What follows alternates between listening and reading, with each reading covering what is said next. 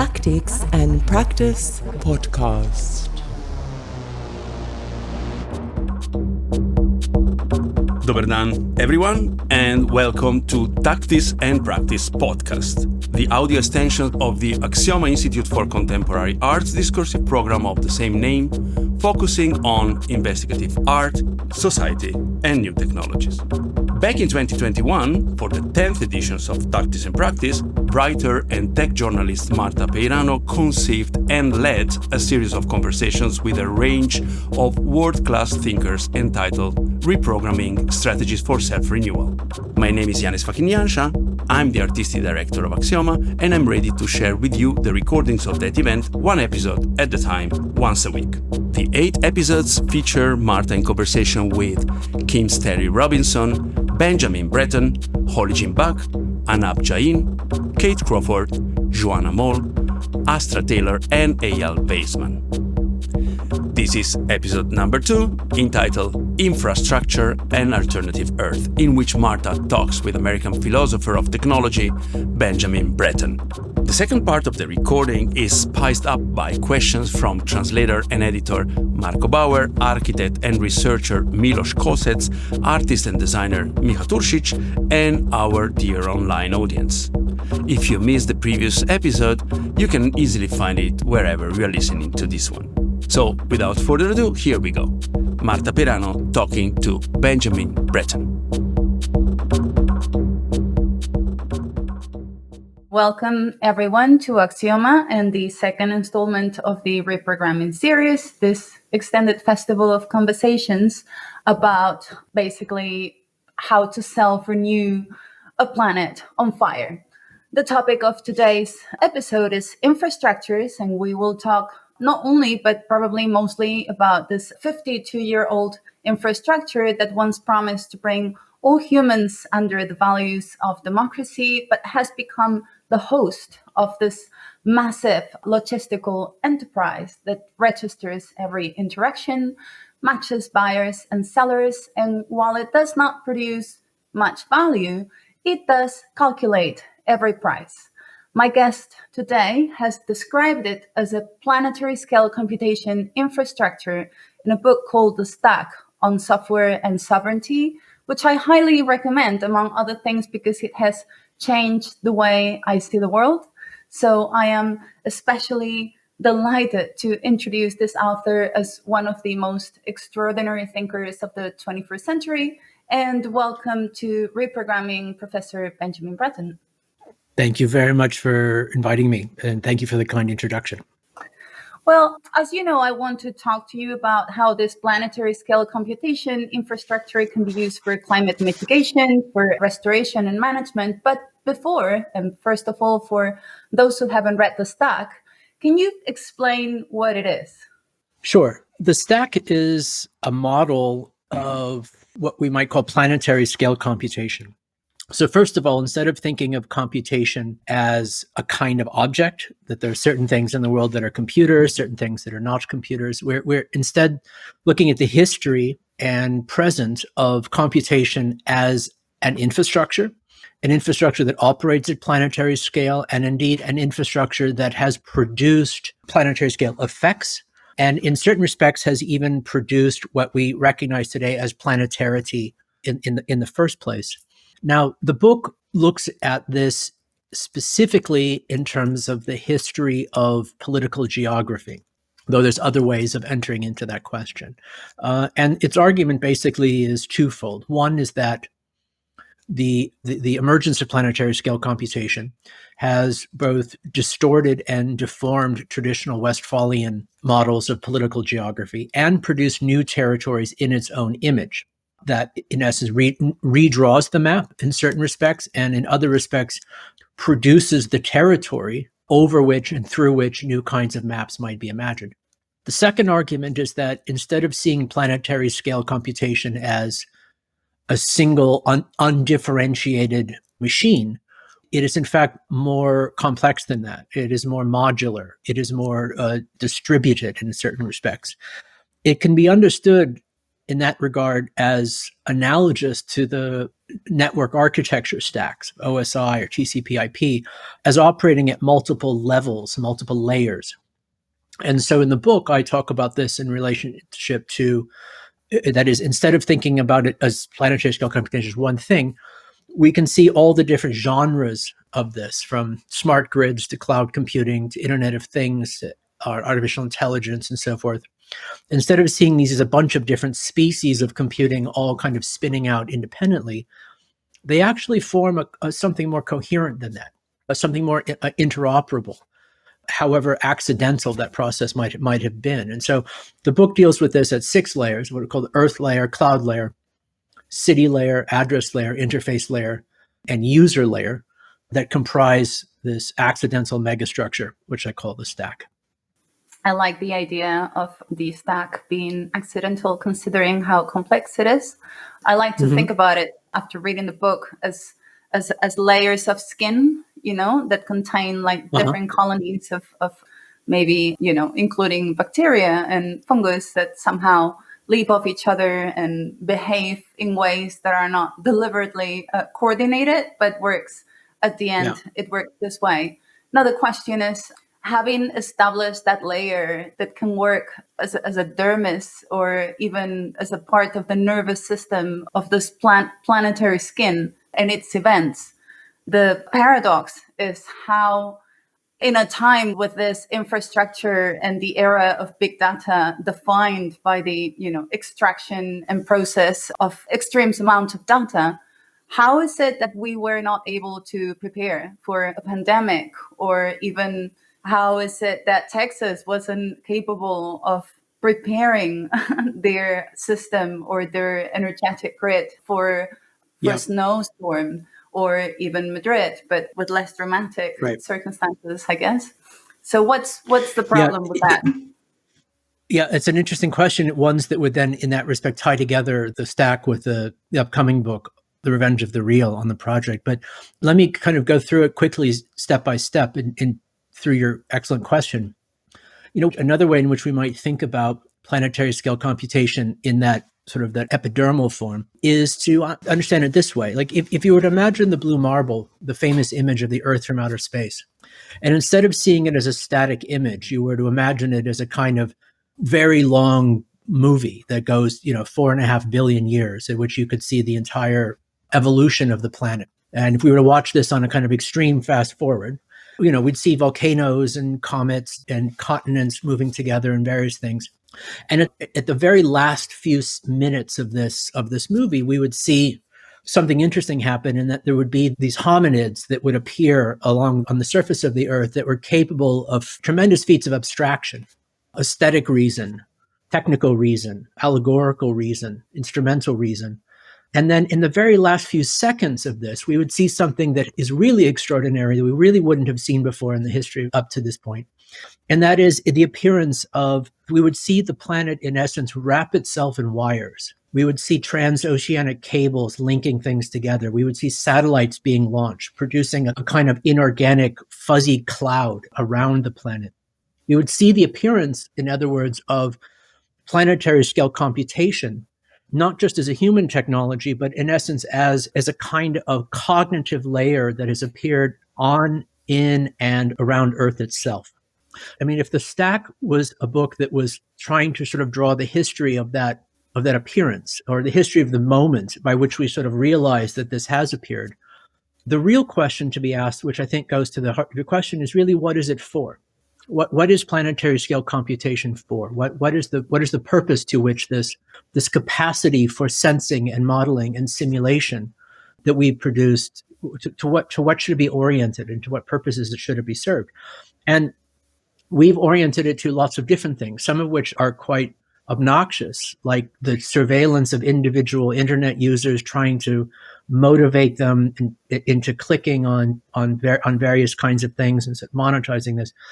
To be sure, I think one of the most sort of damaging uses of this, at least in its early era, has been not just the fact that it's in essence surveilling individuals, but that we've used it as a way of modeling individual persons in the first place, as if individual humans themselves were the most interesting and important thing that the planet could know about itself.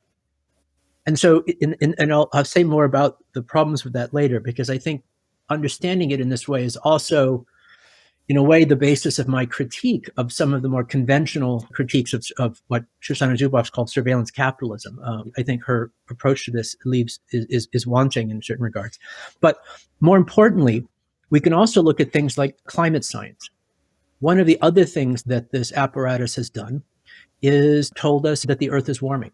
That is, going to your first question of what it is that planetary scale computation might contribute to the mitigation or our anthropogenic response to anthropogenic climate change, the first thing we need to understand is that the very idea of climate change, the very concept of climate change, in quotes, as a concept, is an epistemological accomplishment of planetary scale computation. Without the ability to sense and model and simulate billions and billions of data points from ice cores and surface temperatures and atmospheric temperatures, and to model this into the future and into the past, that the simple concept of the Mann curve or the Keeling curve, the hockey stick, wouldn't have been approachable. There's no amount of direct phenomenological perception of nature that would have allowed us to come to this level of a technical abstraction. This, to me, points in the direction of the kinds of things that planetary scale computation is for and should be used for. These are the sort of the positive directions of this. Now, the second part of your question of like, given the capacity that we have of, the technical capacity for sensing and modeling and structuring huge amounts of information in this way, why is it that we are, in fact, so incompetent at using this apparatus for the purposes of reasonable self-organization and self-governance? And this is exactly the question that needs to be asked. I think part of it has to do with the fact that since the beginning of the neoliberal era in the 1970s and 1980s, there has been in the West, a kind of dismantling of the premise of governance in the first place, whether that's through, on the right, the idea that market forces, self-emergent market forces, can in fact organize a society without any kind of deliberate planning. On the left, it was a kind of deep congenital suspicion of all forms of authority, and the state understood as coterminous with state violence. And obviously, it's a complicated story, but in the West, there has been a sort of a loss in the capacity to actually deliberately self-organize and self-govern ourselves. And the pandemic, as I see it, was a huge wake-up call, or should have been a huge wake-up call, that the most technologically advanced societies in the world were, in many cases, it wasn't that we were technologically unable to deal with the situation, we were politically and culturally unable to deal with the situation, because the kinds of governing responses that would have been necessary, the kinds of positive biopolitical responses that would have been necessary, were things that we we haven't learned how to do with these tools. And this is something that we need to learn how to do. Now, the story in Asia is quite different. And I think to a certain extent, looking at, as we begin to sort of take stock of beginning to look towards a post-pandemic era and take stock of what happened, the differences in the success of the response in the United States or the UK or Italy versus Taiwan or Singapore or Korea are quite stark. And I think there will be certainly a reckoning in that regard, or should be at least. Well, I really like this connection that when I'm listening to you, that I make, thinking again of this idea of the superstructure as an epidermis, that the Earth, and this kind of PBS documentary that you mentioned at the beginning. The biggest nature video ever. Yeah, exactly. But it kind of links with one of my favorite texts, which is Samuel Butler Darwin Among the Machines. He suggests that we humans are just the sexual organs of the machines. And so the way you describe this massive video makes me think that maybe not the organs, but the bacteria on the skin that allows for the Earth to grow sensors that are sophisticated enough. Yeah. No? I also really like that your approach to how this infrastructure is being misused in terms of surveillance is not so much that surveillance is a crime against our particular individual, personal, or civil rights, as much as it is a waste of time and resources. And this goes back to this front that has been open in the last few years of recovering the data that has been extracted with this particular purpose of surveillance. And one of the things that I really like about your particular approach is that you think this data is useless for the same reason why we couldn't prevent or prepare for the pandemic. It's not a technical problem. It's more of a goals problem. No, like this machine has the ability to provide for a source of immense organizing power for the whole planet, and yet is being used for serving the political ambitions of little countries all around the world. So again, it's not a technical problem. So I wonder, how do you imagine that this collection of sensors and eyes that we have placed all over the earth, but also on top of it and in the oceans, can be, with its protocols and everything, can be reprogrammed, which is the name of the series, in order to serve that purpose, to become like the skin that we need to sense what's going on Earth and cure and serve as a mitigation and restoration and reparation process. Yeah. So, I think that the first part of your comment and the second part are probably closely aligned. Like the adage of humans as the sexual organs of the machines, in a way, is part of the answer to this. The second part, in another way as well. You mentioned the bacteria in the Terraforming book. At the beginning, I talk about the black hole image that a few years ago appeared, the image of the black hole. And I compare this with the blue marble, and I suggest that in many respects, the black hole image is much more significant, philosophically significant, scientifically significant than the blue marble image, particularly in terms of the way it positions and locates humans in that kind of planetary dynamic of the inter and intra-emergence of biological and non-biological forms. And specifically, the telescope through which this image was produced is the Event Horizon Telescope. It was distributed across the entire surface of one side of the planet in different sort of nodes, and then coordinated as sort of little, you could think of it as rods and cones, like in an eye or something, of different sensors, right, to produce this image. And so in this regard, you have the appearance of something like a sensory organ, a very rudimentary sensory organ, perhaps similar to the kind of photoreceptors that begin to appear on early oceanic species several millions of years ago, but a kind of planetary sensing organ that begins to sort of suddenly open its eye. And one of the things that's interesting to me about that, how that locates humans, sort of, like we are the scurrying little creatures that live inside this telescope, that nevertheless, because of our unique capacity for sapience, we're able to bring this about, right? And so I think part of the longer term implications of this is not so much to see not sort of humans as separate from these dynamic sort of processes, but the ones in which our reason and rationality and sapience is in fact one of the things that the planet is capable of doing. One of the things that the planet is capable of are these processes of self-reflection, self-modulation, self-organization, and self-creation. The question is, what does a kind of general sapience or generalization of that sapience look like if it's not only localized to one particular hominid species, but is increasingly also, as you suggested, extended into in many cases computational apparatuses, other kinds of infrastructure that are also producing kinds of sensing, modeling, and simulation forms of prospection that we were otherwise sort of uniquely capable of, but ones in which we're still enrolled. Now, to the question of sort of this reprogramming of this in a particular way, I think to a greater or lesser degree, it is a question of a kind of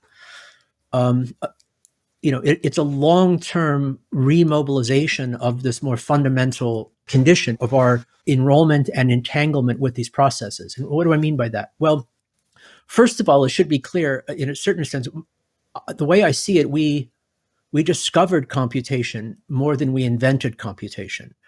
And so one of the ways to sort of think about its development over the next 50 years, over the next 500 years, or even longer term than this, we have to think about that kind of dynamic as one in which the processes, whether that's mineral sourcing or energy distribution or the social and cultural functions of this infrastructure, are ones that are sustainable, quote unquote, on a much longer term scale than we're used to thinking about. Now, more specifically to the point that you made, again, part of the problem of the ways in which we have steered and oriented planetary scale computation in the last generation is towards the sensing, modeling, and simulation and kind of governance of individually described persons, users, user profiles, and so forth, as if the modeling of 7 billion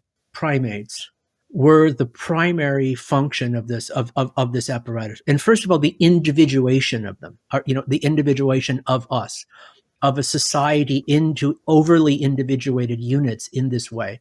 This is really the first problem of this. And so part of the question, the answer to your question of how do we reprogram this? Like, what does this reprogram look like? Well, one of the most fundamental premises of this reprogramming is going to have to be a kind of disindividuation of the gaze, of the purpose, of the agenda of planetary scale computation. There needs to be a kind of Copernican turn, if you like, away from the over-individuated self-mirroring that we've come to be accustomed to. Now, I suggested that there is in some ways that argument in some ways is in concert with the conventional critique of surveillance capitalism, but in some ways it departs from it. And it departs from it because in many respects, the more conventional version of that, the kind of Shoshana Zuboff or Naomi Klein version of that critique, is one in which the response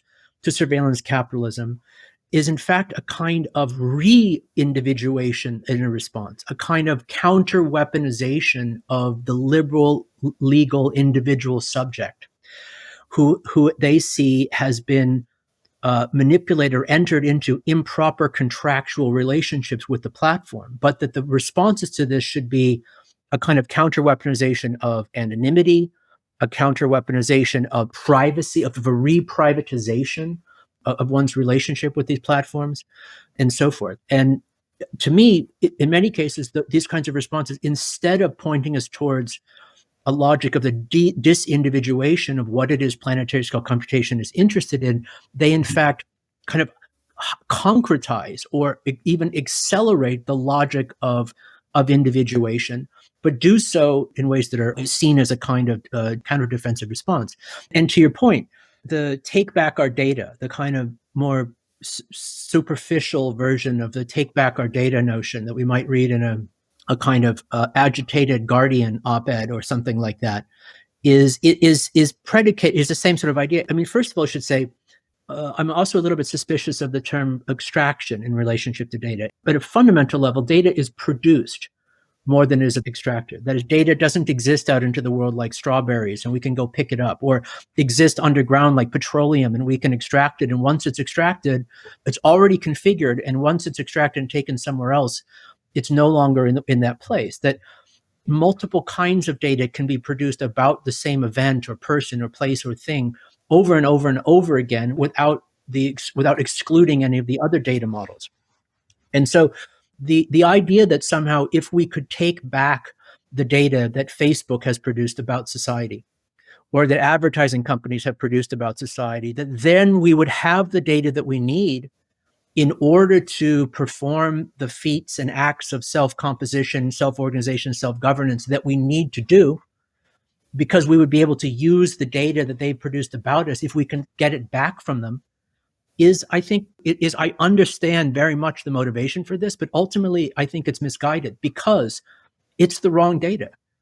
the data about the number of people who like this cat video or like this thing or are agitated about this political post or whatever is not the information that planetary society needs in order to respond, in order to compose and to build the anthropogenic response to anthropogenic climate change, for example, that we need. We need different data than that. And so to underscore your point, part of the pathology of the situation is not only these are the negative effects of the system that we have, political polarization, fake news, whatever, but also we're using this technology at the exclusion of using it for the things we really need to be using it for. We're producing data, all of the things that we could be producing data about, we're not. All of the kinds of data models that we actually need are not being produced because they're being used for other things. And so maybe another last point on this is that while as hopefully is clear, I'm extremely critical of the particular kind of individual surveillance model that planetary scale computation is predicated on at this moment.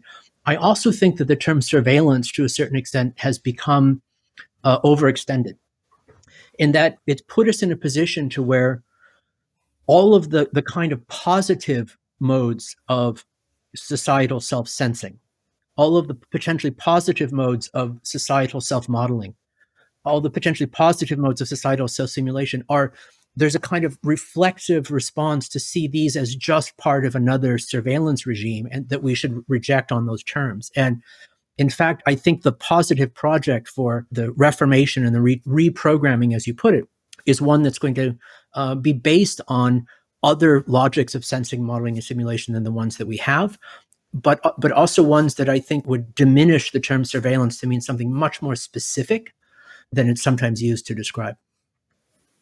Well, thanks for that. And also thanks for your suggestion of a third Copernican revolution. I really like this idea, especially in this Lynn Margulis line that you have of us not being not even the most interesting species in the planet. Of course, just to remind the audience, we're talking, the first one being actually Copernicus demonstrating that we are not the center of the universe, then Darwin demonstrating that we are not the center of the, visible universe. The third one would be just admitting our role among the protozoic creatures because, they will probably inherit the earth. And I really like this idea because it also suggests that the problem we have is not technical and it's not even political. It's more of an emotional problem that we have with the rest of inhabitants of the planet. Like we insist in thinking and living in this planet as if we were colonizers of it and not a part of it, which is, of course, a concept that you and your students explore quite thoroughly in your Terraforming seminar to very interesting conclusions. And the thing here is, you're an architect. You have explained also in the stack that in the architecture, the design itself of a system, there is a process of decision making that is political and that is tightly linked to its goal.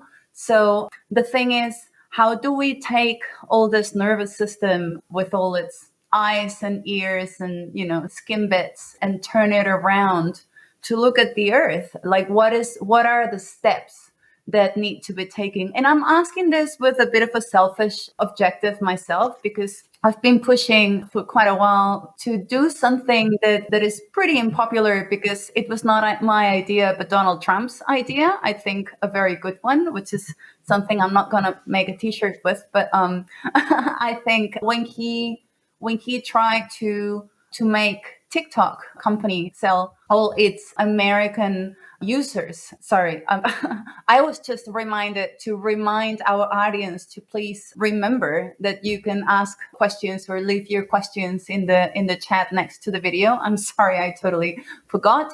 But going back to this, The thing is, when Trump tried to oblige TikTok, ByteDance company, to sell the TikTok business to the United States so it could be basically controlled in the United States and serve to American users in the United States, the thought I had was, if Europe was to do the same thing with, say, Google or Facebook, which are platforms we have like unanswerable proof that have been surveilling European citizens without permission, we could turn those infrastructures to do things that were actually useful for us. No? Do you think there is a path? Because, of course, when we talk about the internet, and even when we talk about the stack, we're talking about a way wider a range of infrastructures and protocols and regulations and all sorts of other things. But how do you see the steps, like the political steps towards that sort of infrastructure serving this purpose? Well, there's lots of places to start. I think part of it is one, to understand that the history of planetary scale computation, the presence of planetary scale computation, the kinds of things that it's already being used for, that it is good at, that its contributions are not only the ones that are controlled by commercial advertising platforms. And that's why I sort of keep coming back to earth sciences and astronomy and biotechnology and other uses of this that I think that are more profound, that will form the basis of the longer term project. But it is SpaceX that is planting infrastructure on space. It is a SpaceX that is sending, artifacts to Mars. I mean, lots of people are. So China currently has rovers on the moon. The rover that just landed on Mars was a NASA project. But you're right. The question of space, which I'm happy to speak to because I think it's extremely interesting, particularly in relationship to states and the relationship between states and corporations in terms of space, and the kind of legal structures that are emerging from this. It will become a really profound and important point of contestation. But let me lead up to that in a couple steps. There's certain kinds of technologies that they're more fundamental social, that they're really the decisive social impact that they have is instrumental, that they allow us to do something that we couldn't have done before. There's other kinds of technologies that the real impact is not so much instrumental, that it's epistemological, that they actually allow us to see and understand the world in a different way. And so, that microscopes and telescopes are examples of this. And I think in the long term, planetary scale computation is as well. And, I think there were other Copernican turns along that line between Darwin, neuroscience. I think AI will prove to be a kind of Copernican turn. But to the question of this, I would say that I think the Trump administration's attempt to nationalize TikTok was probably misguided. I'm not really immediately automatically sympathetic to trying to respond to these kinds of planetary complexities through some kind of nationalism or regionalism as a kind of automatic response to how these might work. I think that there is, not only because in certain respects there's kinds of there's analogies to other kinds of atavistic forms of political or cultural fundamentalism, nativism, so forth and so on. That is, I think the planetarity of these circumstances is a given. One of the things that planetary scale computation has done is not only produced planetary conditions, it has disclosed or revealed that the social and political and cultural realities in which we're enmeshed have always been planetary to a certain regard. And so in the long run, the project is going to also have to be planetary in scope. I don't think just a kind of re-enclosure around comfortable jurisdictions is in the long run going to solve the problem. In tactical sense, of ways in which, for example, with GDPR, and where there is a kind of leveraging of existing political structures to trying to reestablish the politics of data. For certain, can be tactical, important aspects of this. One of the things about GDPR I find, though to be clear, I might find a bit troubling, is the idea that data is fundamentally personal, that personal data is something that needs to be understood. And in that regard, to be clear, I don't think Facebook's is fixable. I don't think it's a matter of fixing Facebook. I think Facebook in particular, because it models society based on this over-individuated user profile, over-individuation of users in this individual kind of construct, that taking back this data or preserving this data is going to be, I'm not convinced that this is going to be useful in this kind of sense. Now, that said, what other kinds of sort of planetary structures might be? Well, I think part of the longer project, and we're just starting a project next week at the Stroke Institute as part of the Terraforming program on planetary governance, on the future of planetary governance, which may be of interest to your listeners. I'll post the links for this in a moment. It includes a new essay that I've written called "Quote Unquote New World Order for Planetary Governance," and includes an open call for participants around this kind of issue. So I strongly agree that this is an important kind of leverage point, but it's also one that I will try to hold to, needs to be planetary in scope, not based on a kind of nationalism.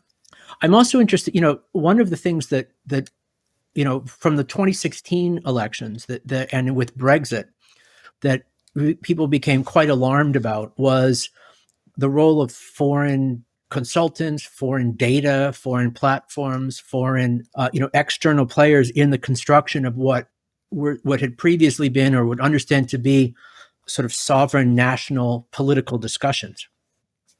And while Steve Bannon and his troops are not at all likable to me, the idea of something like a kind of planetary politics, a politics in which there are common platforms, that there's common slates of candidates, that there are common kinds of projects and projections that can be mobilized and organized across states, across jurisdictions, across the world's democracies as they exist, in a way that is transnational, in the same way in which right-wing populists in 2016 tried to mobilize a number of different kinds of elections around. They had this, it's very kind of ironic. There's a transnational political movement that's all focused on a kind of recidivist nationalism as their response. Whereas maybe on the left, you have a number of nationalist movements, all of which imagine themselves to have a kind of transnational implications or transnational vision. And I wonder whether or not this should be rethought.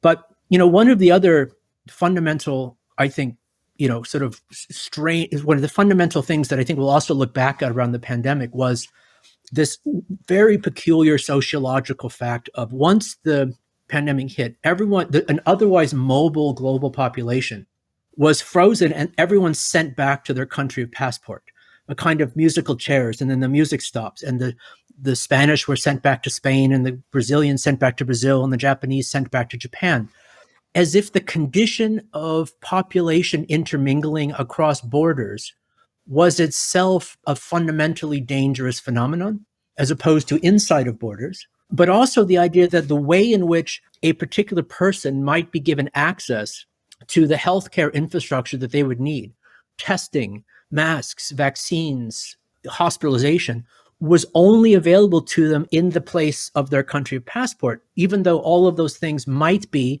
or certainly should be, available to them, whatever there is that might go.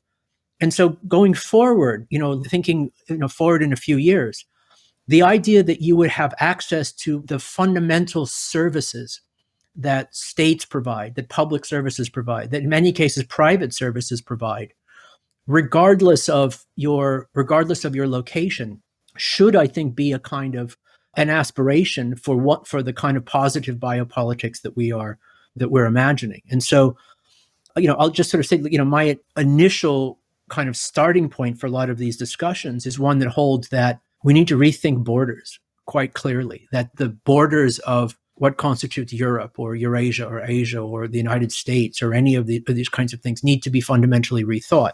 And it may not entirely be about the elimination of borders than it is about making borders to a certain extent less relevant, because the things that people would cross borders to have access to, they already have access to wherever they are. And so the condition of intermingling and of flows and of populations connecting with one another, I think this is a fundamental logic of what human populations for the viable planetarity to come might look like. And so I hope this is a little bit of an answer to your question about TikTok. I kind of went a little bit further from that, but that's my statement on that. I should just recommend for the users who like TikTok, TikTok is sometimes, at least in the United States, I remember when there was all the controversy about that, there was a number of people doing these like Chinese protest videos on TikTok as if they were speaking back to the Chinese government and were speaking the truth to the Chinese audience who otherwise couldn't have been sort of seen as, without realizing that TikTok doesn't really exist in China. TikTok is Douyin is the Chinese app. And so in China, this is the one you use. And so they were kind of speaking to themselves, but imagining all of this. But anyway, there's another point. There's a whole other conversation to be had about there are things that the Chinese regime is doing that are reprehensible.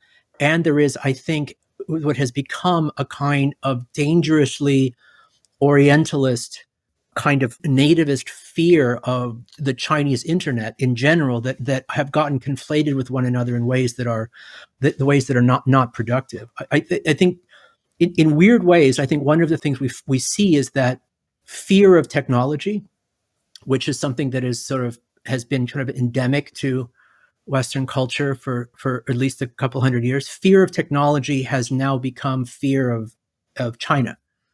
That China has become a kind of face of the fear of technology. And so where earlier tropes of a kind of faceless, emotionless, yellow horde that's going to come and take everything has now been replaced by images of a kind of emotionless, robotic, sort of logistical people that is quite unlike the reality on the ground as I see it. And so part of all of this is the role of China in the terraforming project, the role of China in the composition of a viable planetary, this cannot be a conversation that the United States and Western Europe has amongst itself, as if those populations are going to be the agents of change and the agents of history.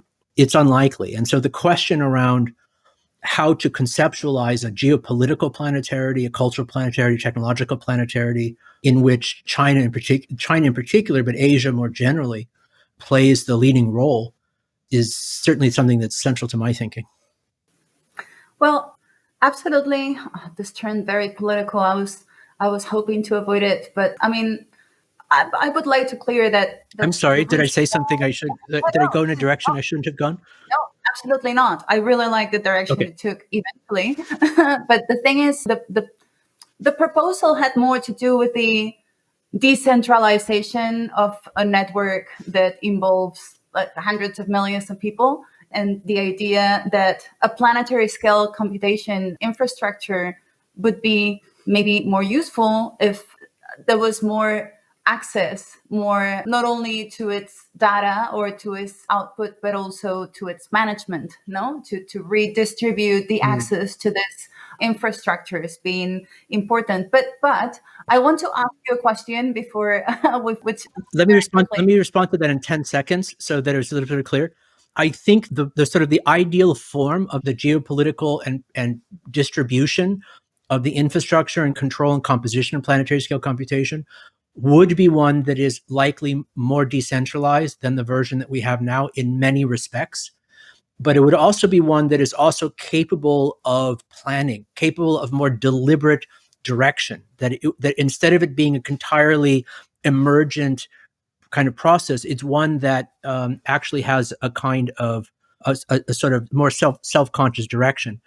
That is, I think, different than to say that therefore decentralization is both the means and the ends. Like, I think there are forms of decentralization that are part of why we are in a position where the capacity for self-governance is so lame at this moment, because of a kind of deep suspicion on both the left and the right of forms of verticality in general. So anyway, that's my parenthesis on that. Well, and I'm happy you ended on that, because my last question, and you're gonna have like literally 4 minutes to answer it before we have to give the floor to our guests. So when this planetary scale computation acquires or like the planning powers, or at least the right to deliver a project for mitigation, restoration, etc., that we cannot understand, how will we trust it? What aspect of it would we not understand? Do you sort of think? The question of understanding is also kind of is a complicated one. In that, there's forms of deep learning where it works and we don't know why it works. At the same time, if you were to ask a person how it is that you think, like how your memories work and how your thought works, and where, we don't entirely understand how we work. But I think to, more important sense that, many of it's not about the need to produce fantastic magic new technologies that are beyond the horizon of our comprehension, in order for them to somehow deus ex machina appear and solve everything on their own. This is not at all what I have in mind, and I'm deeply suspicious of those who sort of speak in those terms. What I'm speaking of is really, in many respects, a reorientation and remobilization of many of the existing technologies, existing regimes, existing processes, for purposes that are, for the very long term, will prove to be more viable. And I think that includes questions of, what do we build computation out of? Can it continue to be built on the extraction of particular metals from Central Africa? What do we power it with? Can it continue to be powered by fossil fuels, or does it need to be powered by clean energy like nuclear or solar or wind? All these kinds of things. These are not just these are not just short-term sort of issues. They have to do with the more fundamental question of, going back to that big nature video at the beginning, of, as the planet has produced one form of matter, which is human brains, that are capable of tremendous feats of sapience, that have in turn produced another form of matter, which is this inorganic planetary crust that is planetary scale computation. Knowing that, the rare earth hypothesis is true, and that life is incredibly rare, that civilizations are incredibly rare, the long-term vocation of this technology has to be one that is geared towards the vibrancy and viability and long-term continuance of life on Earth, and probably life off of Earth as well. And so, again, it's not about a magic technology that's going to save everything that we don't understand. Ultimately, I have a lot of faith in what a general sapience is capable of doing. Well, on that note, and is that 4 minutes? Did I make it? Oh, yes, you did. We have to give way to our special guests, and I think we're going to start with Mitja, who is in Amsterdam. Hi, Mitja.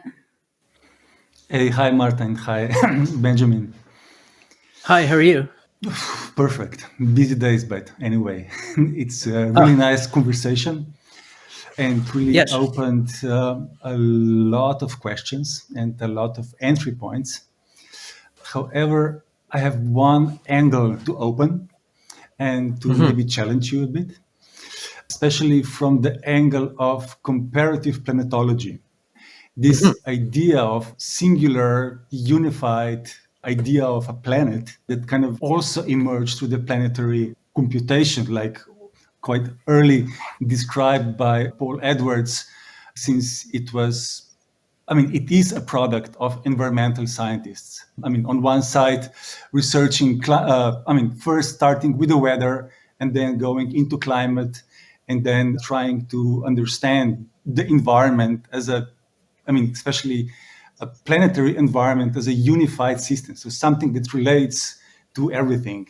So we have the Earth system theory, where oceans impact atmosphere, and let's say biosphere. They all relate somehow to each other. And that's a kind of idea that we should and all agree on one idea of a planet. And then this planetary computer is part of this planetary imaginary. So this one system, one idea. However, what we are observing, and maybe that's the topic that is also partially opened by the last biennial in Taipei, where Bruno Latour was co-curating, coming up with the title, Me and You Don't Live on the Same Planet. Identifying that different people have totally different ideas of the planet. And these ideas are so different, that are so confronting to each other, that literally it's not about different ideas of a planet, but literally they have ideas that live on different planets. Some live on the flat planets, and they are so sure, like we are sure that the planet is round. So in this challenge, or let's say, it's not just about different human ideas. Also, let's say, plants, trees, bacteria, they also had their own worldviews. They also had their own cosmologies about the environment and the planet that they live on. And then when we also leave our planet and we go to the moon or Mars, where we assume there are some leftovers of some other lives as well, maybe there was other ideas of those planets. So coming back to the question, is there a chance for a mutual ground or a middle ground between these different perspectives, between these different challenging worldviews, where the planetary computation doesn't take the environment only as an object of observation, but also as a co-designer of this machine? So where bacteria and trees can also contribute and use this machine for their own agency. Can this planetary machine also be used for the citizens? So that's the main question here. Yeah, great. So, okay, great. Thank you for the question, because it gives me it's an excellent question, gives me a very precise opportunity to sort of clarify some of the thoughts and maybe make some differentiations between our project and Latour's, for example. Let me ask you though, do you think that the people who believe in a flat Earth live on a flat Earth? Do you think they live on a round, or they think that they live on a spherical Earth? For real? Like, are they literally on flat Earths, or are they literally actually on spherical Earths and only think they're on flat Earths? It's a simple question, but maybe one that goes to the heart of this. So I don't know, because I'm not one of them. So it's hard for me to represent their own way of thinking. No, I mean, actually, or lack of it. So, I don't mean in their way of thinking. I mean, like outside. Yeah, I mean, but because some people actually live in very narrow surroundings and context, so they don't move far. They're not mobile. Right. So I understand. They actually don't care. They don't care, but they believe that. And also, through they believe that, right? But different beliefs. Yeah. For sure. The way I would describe this is they actually live in different worlds, not so much different planets. I will go out on a limb and say even flat earthers actually live on spherical planets. Whether they realize they live on spherical planets or not, they actually for real live on a spherical planet, but that they imagine, but that their world, in the same in which plants have a world, bees have a world, that all forms of things that have some, von Uxkull's kind of force, like that the world in which they live in is one in which their sort of their concept of their sense of location is one in which they imagine themselves to live on a flat world, but that they don't. That is, and so I'm enough of a kind of naive scientific realist to hold that heliocentrism is a better model, is a more accurate model of the solar system than geocentrism is. That Darwinian evolution is a more accurate model of how humans evolved, how humans got here than creationism. That the 4.6 billion year date for the age of the planet is more accurate than the 10,000 year date that most of Europe, that Christendom thought it was, sort of like that. That part of what Copernican traumas are is our moments, our priceless moments in which the capacities of perception and self-conception and modeling of our worlds, that we produce some kind of a capacity for technical alienation, usually like microscopes or telescopes, which when used properly allow us to, something is disclosed, something is revealed about an underlying reality that has always been there. And so this is where it's like when Paul Edwards' story about the history of the planetarity from Earth science, or the discourse of planetary that emerges from space programs. I'm thinking about Heidegger freaking out looking at a picture of the Earth from outer space. The planet, these were moments where a planetarity is disclosed. It was revealed more than it is something that is discursively composed by certain kinds of things. And this is where I find in many respects, I mean, Latour he'll tell you, he will keep adamantly tell you that he's not a social constructivist, but at the end of the day, saying that in respects that the flat earthers literally live on another planet, that the spherical earthers live on another planet, I find the fact that he's so willing to let go of the idea that there actually is a planet from which humans have emerged, from which human capacity for sentience and sapience has emerged, that it is part of which, that all of the form that let go of the idea that planets make worlds, so that he can hold on to the idea that worlds make planets, I find totally disingenuous, totally politically reprehensible, and intellectually fraudulent. Maybe just last challenge. Is the sure? You're consuming more questions than you have. Just a short one. So, but other than that, I like him. The computed Earth. So the one that is a product of the computation. Yeah. I mean, today it's usually described as a digital twin. Is that really? Yeah. Right. So let me. So part of the idea that, so I think one of the sort of the ideological mistakes of the early computing era as well was somehow the idea that computation is virtual, and as opposed, and that analog processors, biological processors are physical, and that it's a dynamic between the physical and the virtual. Computation is a physical process. Computation is a physical process. It's a bending and folding of metals and minerals, running electricity through it, and so forth and so on. And so the question of the fact that we would ask the question of how that can planetary scale computation act back upon the Earth in a way in which the Earth is kind of is based on an idea that somehow it's not part of the Earth to begin with. Planetary scale computation is one of the things that the Earth does. Now, the fact that it makes sense and model and that is, first of all, makes use of all of the kinds of matter and energy of the Earth for it to function is one thing. But I think to the heart of your question, which I think is an excellent one, is are there other ways in which lots of different forms of life can not only be the kind of object of observation of this apparatus, but actually can be enrolled in this apparatus in ways that are more generative? And this is exactly the right question to ask.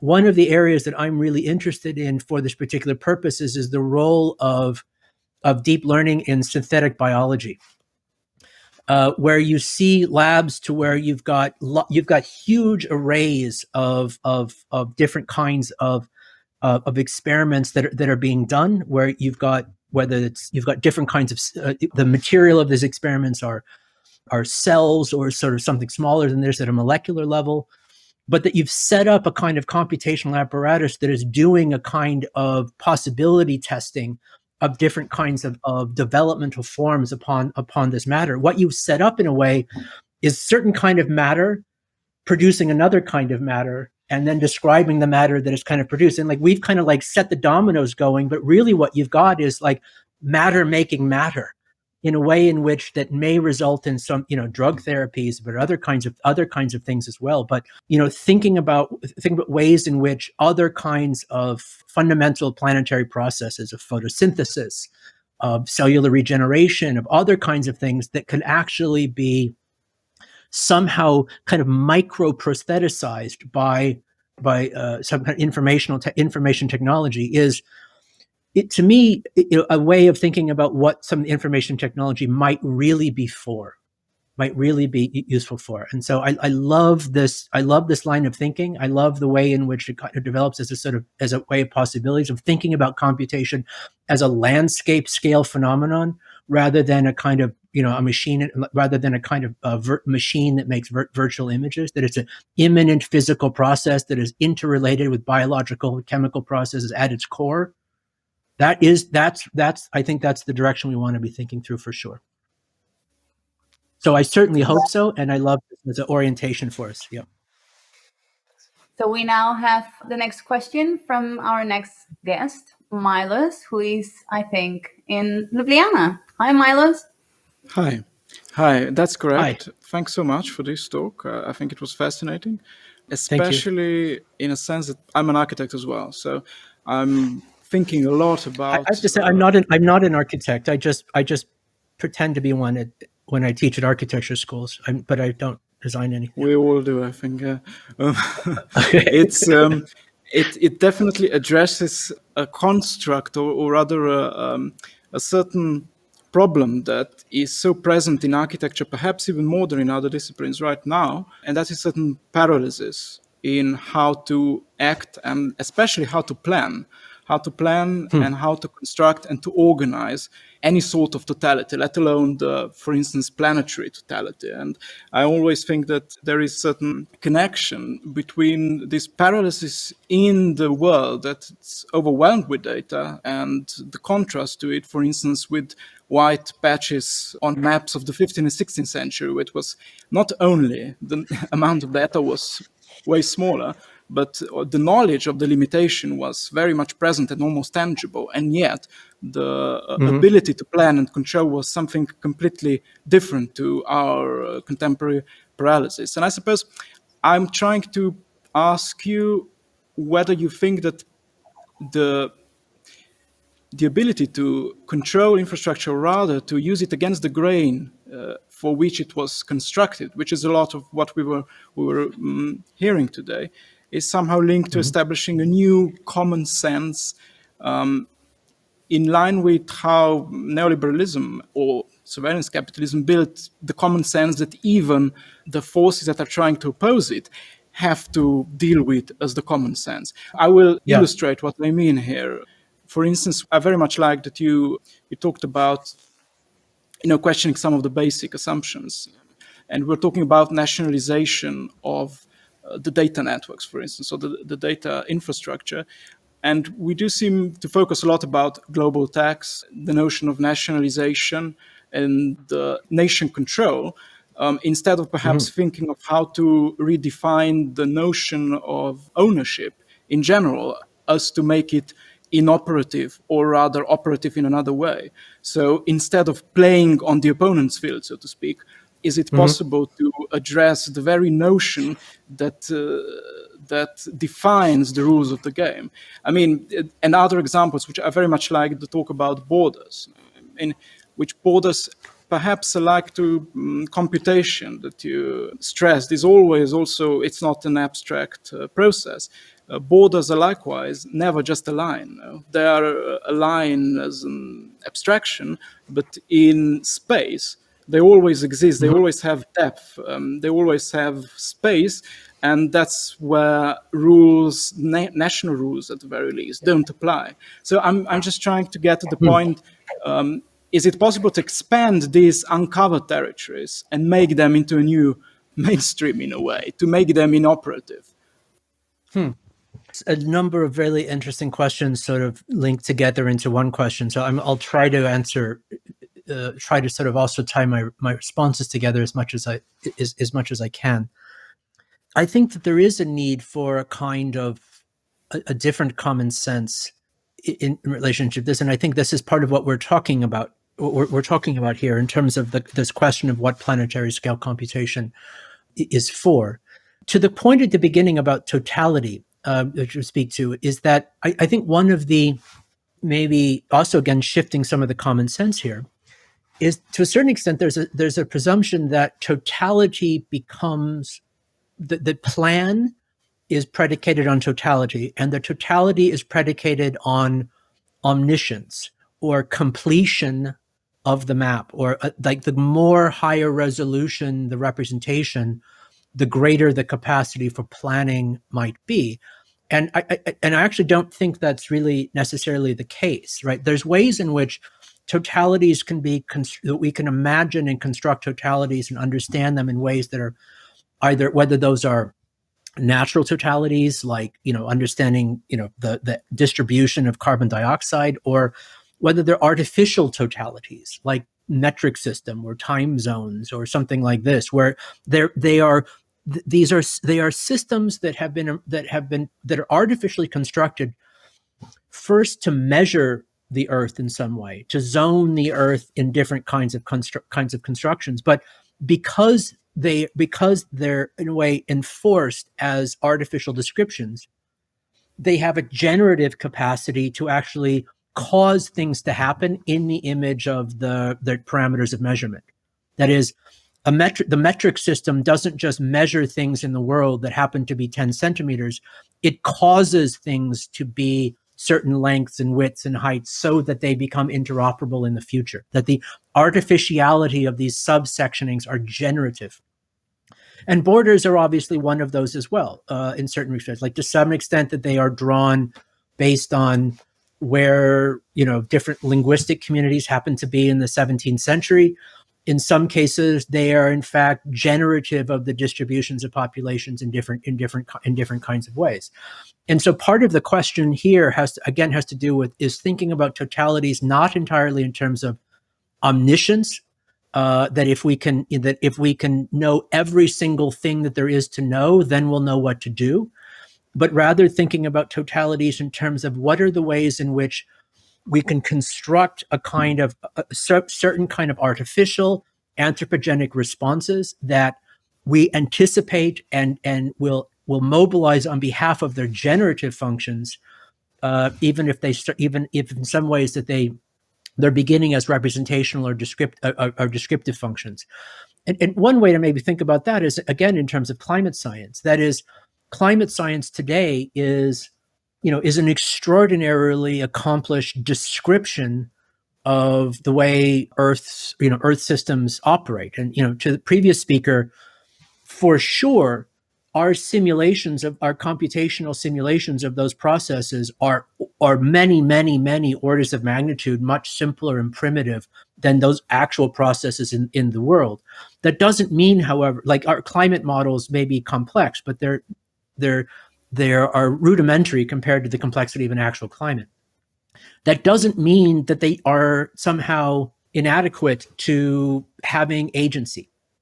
That just because our climate models are millions of times simpler than the climate itself doesn't mean that we shouldn't act on their behalf. That doesn't mean that they don't have implications for an anthropogenic response to anthropogenic climate change.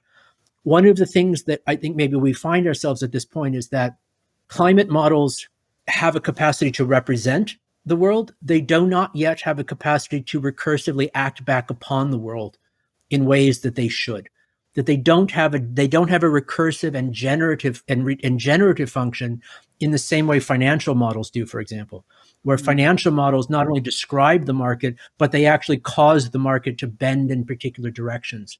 We need our climate models not to be, like a million times more high res, and therefore we'll know what to do.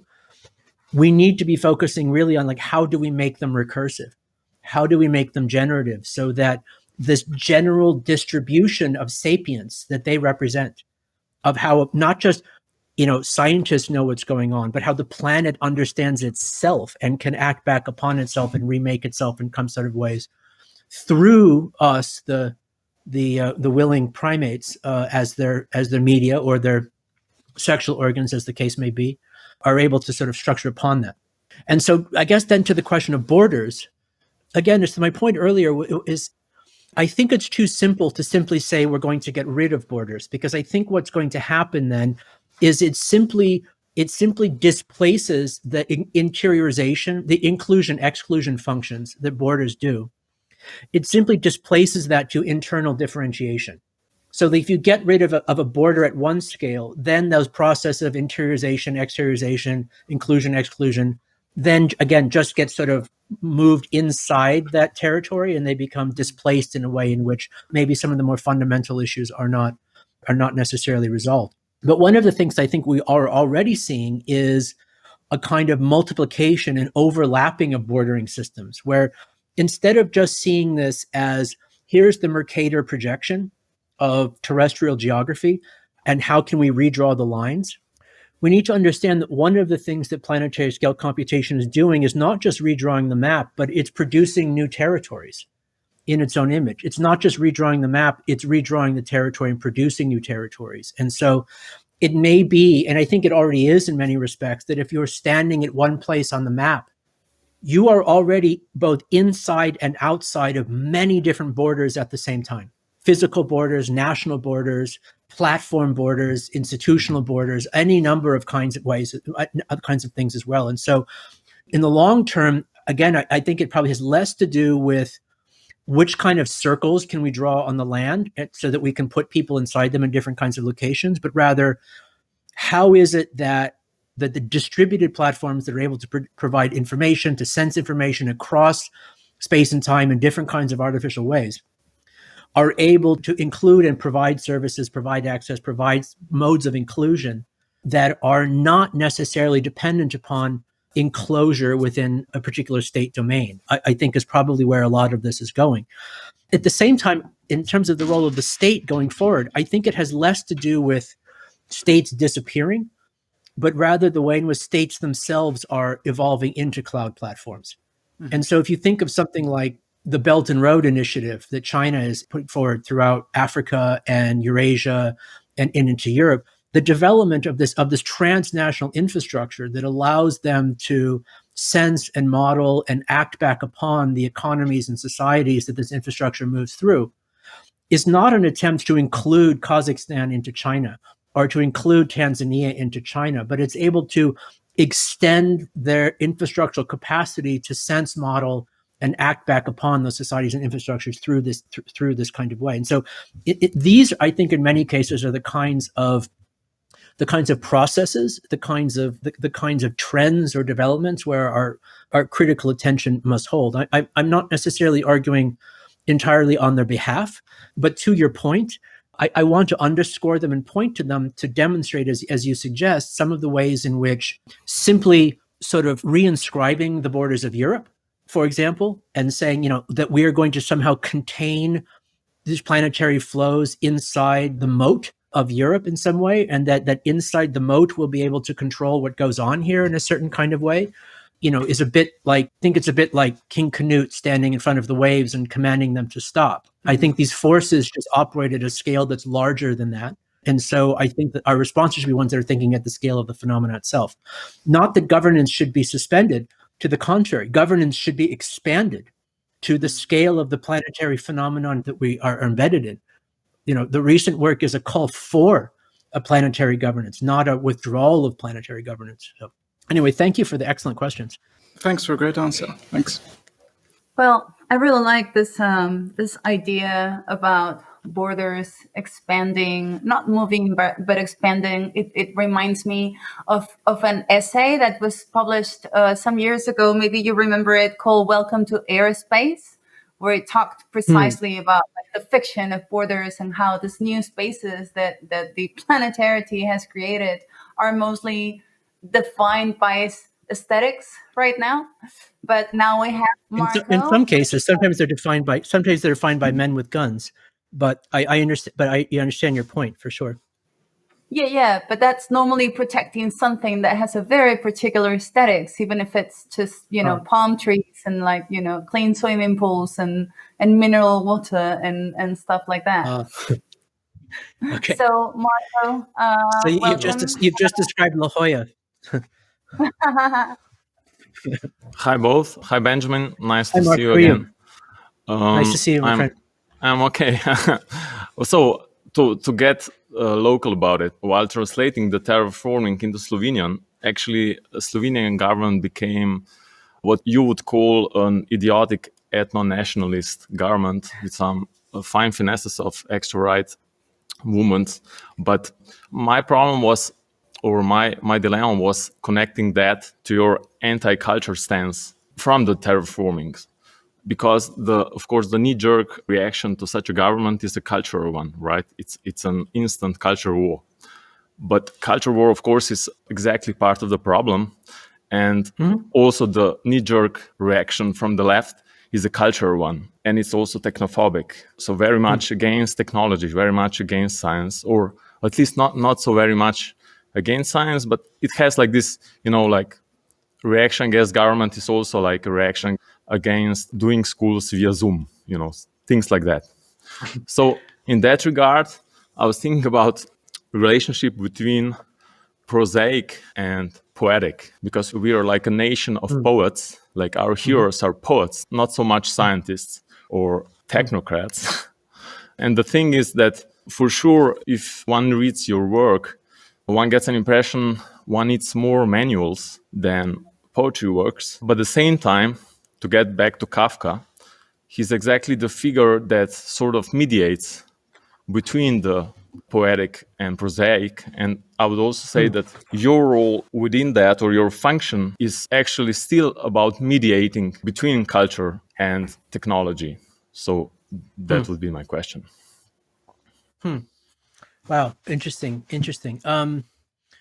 So I should probably say that I wouldn't characterize my position as anti-culture. I would any more than I would characterize my position as pro-technology. That's like contrarian, Yeah. I got what the particular point I was making in the book, just to maybe clarify for the listeners, was that there is, I think, in that more the kind of romantic left anti-technology kind of knee-jerk response that I think you're speaking to, a kind of flamboyant valorization of culture as the antidote to the ills of technology, based upon it, in a way, a very deeply seated dichotomization between the two, that technical reason and aesthetic reason are at odds with each other, and that they are fundamentally distinct, that they represent not only different approaches, but antagonistic approaches, and that there's a kind of fundamental war in the astral realm between the dark side of the force and the light side of the force, and so on. And in the West, this goes back to at least to the Romantic era, and the kind of, I think in many ways, disoriented response to the disclosures of electricity and surgery and industrialization and so forth, and the production of an idea of a poetic disposition, an artistic response, a kind of transcendental autonomy from the technical and the instrumental and the machinic, and certainly, absolutely, a kind of, in many ways, hysterical response to the implications of Darwin that finds its apotheosis in Nietzsche, who took the idea of man as animal in a way that says more about his concept of what animals are than anything else. And then, of course, in Heidegger, for whom the penultimate declaration of this, in many ways, as you and I have discussed, a project that is, in many respects, a kind of way of attempting to tell the history of being without ever mentioning Darwin, with a history of trying to recapture and refortify and extend a pre-Darwinian understanding of what it means to be human as long as possible. And so what I mean by this is that this distinction, the dichotomization and the valorization of the cultural and the aesthetic and the artistic over instrumental reason is less the position by which the logic of technology in the West can be resisted and overcome than it is fundamentally the basis of the logic of the philosophy of technology in the West, going back hundreds of years. The logic of the philosophy of Western philosophy of technology is this distinction and dichotomization and the valorization of one in relationship to the other. Now, one of the ways in which I suppose think of this is, again, not that it's an attempt to try to demystify or disenchant or denigrate the poetic or the artistic or the aesthetic. I think these themselves are also priceless forms of sapient abstraction that appear 60,000 years ago with the rest of the cognitive revolution, that manifested in the forms of figural abstraction and externalization of cognition in the forms of images and models of representation. Like, this is so fundamental to this project of general sapience to which I described that it's impossible to separate them at all. At the same time, when I'm at my primary professorship is at UC San Diego, which is University of California, San Diego, which is a kind of a science and technology university that focuses on neuroscience and biotechnology and computational biology and so forth, nanoengineering. In many cases, when I do lab visits and I go to see what someone in the bioengineering department is working on, when they're building tiny little machines for the filtering of white blood cells that go inside the veins and are doing something like I look at the work that goes on in the lab and I think this by far is the best art on campus. That what we're doing over in the art department is not nearly as good as art as what's going on in the nanoengineering department or in the bioengineering department. So if they don't think of it that way, try to explain this to them why this is actually so wonderful in this sort of way, and they sort of smile and say thank you, but they don't really understand why this would be the case. And so I guess in a certain way, if you see my role as a kind of mediator between these two, it's probably one in which it would be the quixotic attempt to de-Heideggerize the philosophy of technology, which it might be, probably beyond my capacity and all the things that would imply. But one of the things that it would imply is an understanding and appreciation of the poetic, aesthetic, allegorical complexity and beauty of technical and machinic reason and composition in and of itself, and to understand those processes themselves as not as something that is antithetical to the poetic, but as a manifestation of the poetic. And going back to Marta's analogy at the beginning of humans as the sexual organs of machine, all the sort of forms of dynamics of desire that constitute the basis of cultural energy are also manifest in there as well. Aesthetic reason is a form of pattern recognition. It's a form of cross-domain heuristic communication. It's all kinds of things. It's incredibly complex, and I would never want to do away with it and never want to denigrate it, but I would also never want to not be able to see it in what I take to be its most amazing manifestations in the contemporary world, which in many cases are ones that are deeply technological in their origins and deeply instrumental in their function. Great. Thank you. Bye. Thank you. Well, the dichotomy you were talking about is the same one that Charles Mann describes in his, I think, last or second to last book called Prophets and Visionaries, no? What's that book? Is that the one about, I don't know this book. What's the topic? Oh, it's called Prophets and Visionaries, I think. And it talks about precisely this dichotomy between the scientists, or in general, the thinkers that see the world as something that can be fixed or improved through technology and through human means, and those that believe that it should be left alone to regain its natural, state of perfection, I guess, to put two extremes. Okay.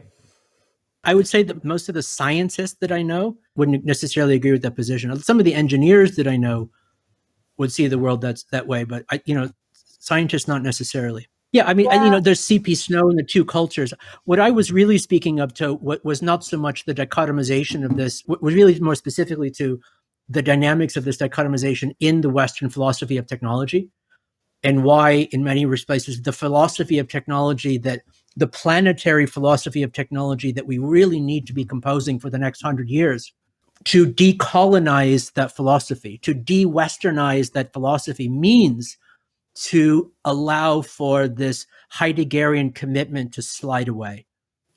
Yeah, I wish I could keep talking about this, but okay. We have Necha waiting to read some of the questions from the audience. So hi, Necha, how are you doing? Hi, Marta, I'm doing great. You? Hello. Hello. Perfect. Hello, Benjamin. Yeah. Thank you, Marta. Thank you, Benjamin, for this eye-opening discussion. And a big thanks to our online audience posing so many wonderful questions in the chat. We have selected 3 questions today. The first one being by Mikal. Pretty sure I'm not pronouncing this correctly. They ask, Benjamin, how do you see a relation between reorientation of planetary scale computation and existing market forces? As I see it, that a lot of means of computation are in private sector, which could not be happy about the individualization of data or reorientation of computation. Mm-hmm. Yeah. So It's an excellent question. I'll try to be specific about how I might try to answer that. Not all of planetary scale computation is privately owned. A lot of it is owned and controlled by states. A lot of it is, something organized by other kinds of non-governmental organizations. And I think in a certain extent, again, sort of reshifting our focus a little bit of thinking about the Asian context, not as an anomaly of the North American and European context, but one that in fact might be more central and primary. The question about how can we ensure that there is public and state control of the infrastructure is a question that seems to have been answered to a more or less degree. No, very few of my friends in China who study the internet say what we need is more public state control of the internet. My point then is that one of the ways in which we should probably be thinking about the geoeconomics of planetary scale computation going forward is probably one in which the forms of ownership and the forms of control and the forms of capitalization of these investments and these purposes and the functions of this are probably ones that will not be entirely recognizable to kind of mid-20th century Keynesian distinctions between public ownership and private ownership. In the same way in which it's very difficult to decide exactly whether contemporary China is a communist society or a capitalist society. It's clearly both. And it's clearly something other than what those were at the beginning. But I think the gist of the person's question isn't the logic of market control of these predicated on profit and profit extraction, and to a great extent won't profit extraction necessarily lead it towards short-term and pathological applications of pathological functions of these platforms. And it very well may be in many cases. At the same time, it's clear that state control and state ownership of these infrastructures is not necessarily provide for the inversion of all of the pathologies of the market forces either. Many of the things that we might observe in the Chinese context as most troubling about the Chinese model of the internet are not things that are being necessarily driven by the short-term quarterly profit demands for Tencent or Alibaba. They're driven by demands of the state. And so once again, it's like the versions of this that we need to be able to sort of look towards are ones in which we're very clear-eyed about the limitations, investment capital-driven platforms. We're clear about the limitations of centralized state-driven platforms.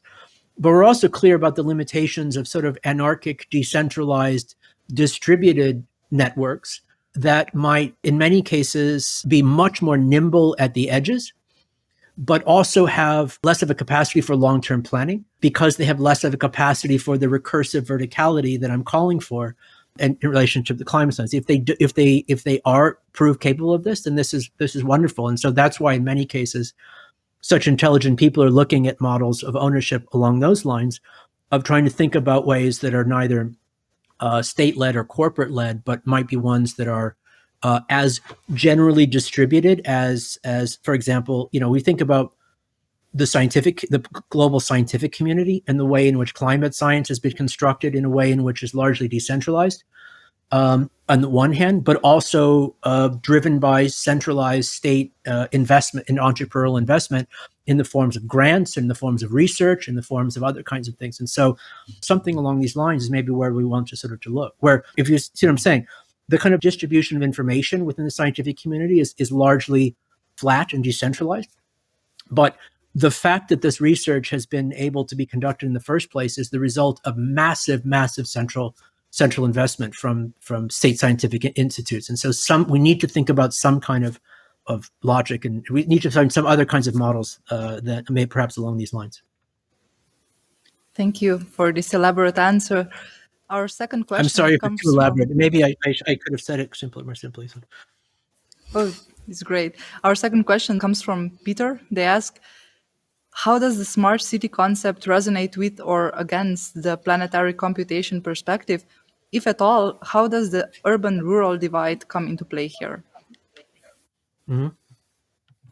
So the city is an amazing technology, isn't it? One of the really amazing things about cities is their durability. Cities last longer than the regimes that build them. And the cities that we're in now will last longer than the regimes that we live under at this moment. Cities as forms of collective prosthetic technology persist over generations in ways that political regimes do not. Cities have long been a way in which sort of past decisions about how it is that we might live together and occupy a particular place get encoded and built into the occupiable hardware of the site. In this way, cities decide and enforce these decisions long term. And they can do so in ways that are sort of prosaic, like I turn on the faucet and water comes out.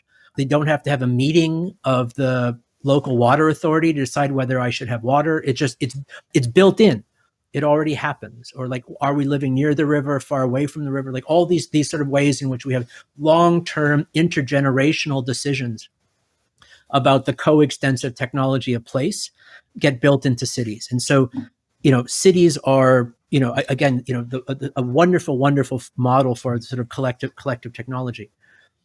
And then it would stand to reason that in this regard, that to the extent to which planetary, and that is that cities are already very, very smart.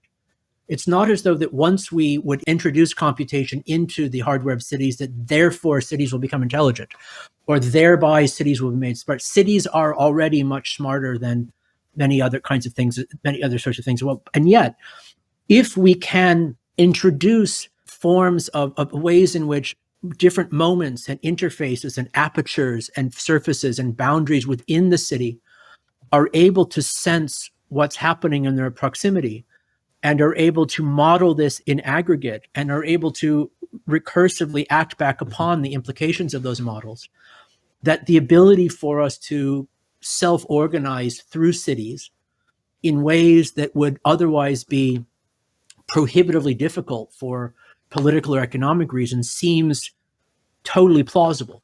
The problem that I have, and that would sort of suggest that there's something to the smart city idea. However, the problem that I really have with the smart city sort of idea is not that it's too grandiose or too, unrealistically utopian, but in fact that it's totally unimaginative at its core and totally lacking in any kind of aspirational vision of what a city can be.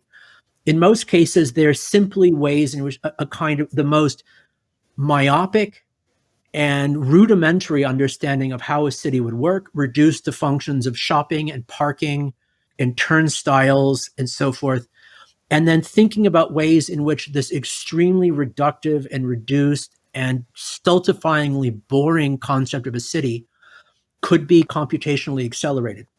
So I would make us, in my mind, I think of the role of computation in the augmentation of the existing intelligence of cities and the conventional smart city discourse, which is just a kind of rote reinscription of an increasingly reductive and dull notion of occupation as two totally different kinds of directions and projects, two different directions for how computation can be embedded into place. And so I would see it in this kind of way. At the same time, one finds interesting ideas in strange places. I happened to visit the World AI Expo in Shanghai a couple of years ago, and which took over the site of the World's Fair. The entire World's Fair site was devoted to different kinds of AI platforms and products and schemes, and most of them were focused on cities. And I would say that 90% of them were not frightening. They were frightening only in the sense that they were stultifyingly dull. But there's 10% of them that were in some weird upside down way quite ingenious. And I think my attention in a certain way is to try to find something interesting in these kind of unlikely and perverse spaces, and to think about ways in which they might suggest clues for what comes next, despite themselves. Thank you. Now for our third and last question, Iska or Jiska asks, in your view, will there still be political leaders in planetary politics? How do we think politics in a planetary approach? Thanks. Yes, I think so. I would try to make a distinct. There has been, since Foucault at least, a distinction between the political and governance, and to a certain extent, political. We think of Schmitt and Chantal Mouffe and these kinds of a kind of metaphysical distinction between friend and enemy, that's antagonistic, that is metaphysical and ontological and combative. Whereas governance is the kind of mundane decision making, the less personalized ways in which decision gets embedded into processes and protocols and interfaces and infrastructures such that the political doesn't have to happen. And my example of the water tap is sort of my go-to example for this, that there is, in a kind of fundamental sense, a kind of politics of water distribution for sure. And yet most of us don't experience this, and we're very glad that we don't experience this, that we're glad that we don't have to have some kind of antagonistic debate about whether or not, where the water should go this morning. We're glad that governance has been built into the infrastructure in such a way that it sort of just works. And I don't see this as a depoliticization. I see it in a way as the realization of a successful politicization in such a way that we can move on to other things. So this is a bit of his way of saying is that I do think that the political will continue at a planetary scale. If we think of the political as a kind of clash of ideas, a kind of clash of positions, social positions in relationship to different kinds of productive forces, we're nowhere near the end of history in that kind of regard. But at the same time, I also think that in many ways, there is also perhaps equally interesting discussion about planetary governance, which is not necessarily the same thing as planetary politics, that may have to do with other kinds of embedded infrastructural dynamics, such as carbon taxes, such as carbon capture, such as different kinds of energy infrastructures, such as the life as it exists after a reorganization of borders and a reconceptualization of citizenship, and so forth and so on. Well, all these things might be experienced as dynamics of governance more than they are experienced as dynamics of politics per se, especially because politics as such, with a capital P, is so invested in symbolic contestation, in a contestation and clash of symbols, and what Marco called the kind of cultural narratives, the kind of cultural war, in which the war over the semiotic representation of the real becomes more important than the real itself. And I think to the extent that this happens, in any case, we find ourselves in a place in which an equitable and viable governance becomes less likely. And at last point, I think that, since the last generation or so, I think since the beginning of that neoliberal era, where in the West, governance in general has been denigrated as something sort of obscene and profane, the extent to which technocrat is a slur, whereas the political with a capital P is amplified and elevated as a kind of profound vocation over the nature of the real. In Asia, over the last same period, beginning in 1978, when Deng comes back and assumes power in China, there may have been the inverse of this, where governance and the competency of governance became a priority, whereas the political, as an ideological contestation over the nature of these things, was sidelined for sure, and not necessarily in good ways. But I do think that there's a role for politics going forward. I am interested in kinds of transnational planetary political parties, transnational planetary platforms, agendas, thinking about the Green New Deals and all these. One of the interesting things about the Green New Deal, despite all of its obvious limitations, is the shift in the logic of governance from the mediation of general will and general voice to the purpose of government is the management of ecosystems and the assurance of their long-term viability. And the fact that they have the different kinds of transnational imaginaries suggests in one way or another. So yes to planetary politics, but don't forget planetary governance. All right. Well, as you can see, we are all intensely interested in how this architecture will be governed. And maybe from your last intervention, I almost presume that maybe this burst of ultranational politics is a manifestation of the end of nationalism and national politics. Maybe. That would be interesting. Yeah, things burn brightest just as they're about to disappear. Exactly, like a swan song, like in Pompeii. And so I think this is a wrap. So thank you. Thank you so much. Thank you, Marta. Thank you so much. Your brain is fantastic. I hope we can have it more often in this Aksioma series. And thank you, everyone else, for listen and watch and ask. And I'll see you next month. Bye. Thanks so much for listening, everyone, also from my side. Next week, we are back with Marta Peirano and Holly Jim Buck, the author of the book After Geoengineering, Climate Tragedy, Repair and Restoration, and our special guests. Reprogramming is a podcast series produced by yours truly, Yanis Vakinyansha and Marcelo Kretic, for the Aksioma Institute for Contemporary Arts discursive program, Tactics and Practice. All episodes were edited and mixed by Gasper Torkar, who is also the author of the amazing original sound and music. The whole thing was coordinated by Sonia Gardina and realized in the framework of CON's Platform for Contemporary Investigative Art. For more information on the context, participants, and partners involved, see the link in the description. You are, furthermore, welcome to visit aksioma.org, where you'll find a wealth of free content, including the book version of the reprogramming talks. And if you like what we do, please consider supporting us on Patreon or by making a donation, but no pressure, of course. That's all for this episode. Greetings from Ljubljana and na svidenje.